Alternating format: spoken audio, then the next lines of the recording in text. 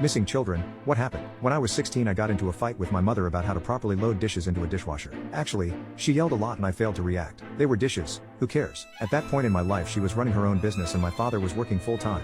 So all of the chores in the house were being done by me personally anyway, and at that point I had been loading the dishwasher incorrectly for the better part of 6 years and felt it didn't matter if she thought it was wrong now. Well, I decided that telling her that was the way to end the argument. As you can probably predict, it did not. She threw me out of the house. In typical teenage fashion, I told her if she threw me out then I wasn't coming back. At that point she had escalated to white-hot rage and said something like we don't want to hear anyway. Well, that was all I needed. And really she should have been paying better attention to me. See, I had gotten a job as soon as I had turned 14 and I had purchased my own car. I had been buying my own clothes and things for years with money from that job. I left and could honestly say that I hadn't taken anything from the house that I hadn't personally paid for. To that end, I left my cell phone on the table. They had no way to get in contact. So, hours later when my mother's anger faded and she realized that she had just thrown her 16-year-old child into the streets over the dishes, she called the police. Well, the police showed up and heard her out. They put out the details on my car to try